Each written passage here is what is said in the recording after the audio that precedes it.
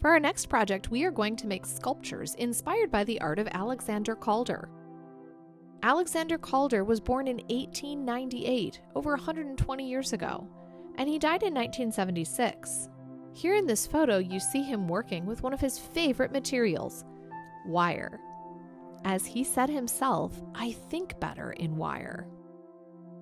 Over his lifetime, Calder made hundreds of sculptures out of wire and metal.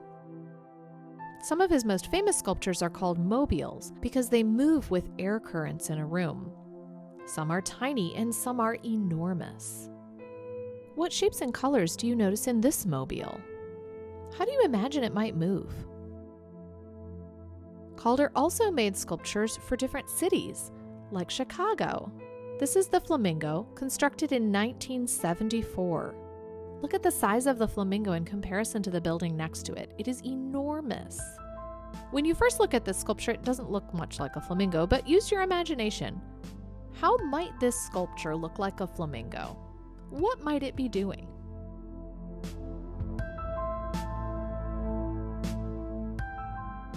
In your art packet, you have a piece of thin cardboard. We are going to draw some shapes on this cardboard. They can be any shape you want, either regular, geometric shapes,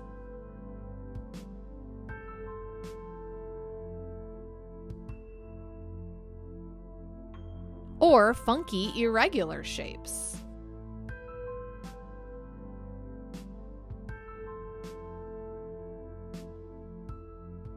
Make your shapes nice and big and squeeze them as close together as possible so that you can get as many shapes as you can out of this cardboard.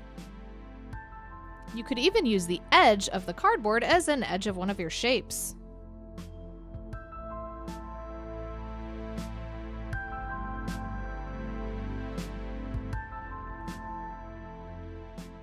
Once you have all of your shapes drawn, it's time to cut them out. It's going to be difficult to cut your more complex shapes, so rough cut your cardboard first.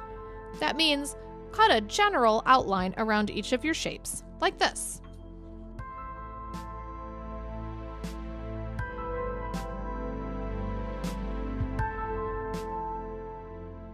If you're having trouble cutting through the cardboard, make sure you're opening your scissors all the way and using the strongest part of your scissors, which is very close to this pivot point, that little round circle that's on your scissors where the two blades connect.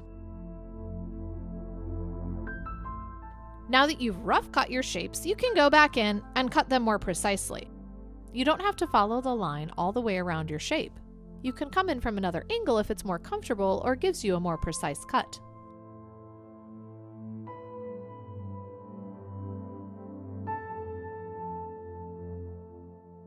Here's another pro cutting tip. Rather than turning your scissors, use your non-dominant hand, the hand that's not cutting, to turn your cardboard.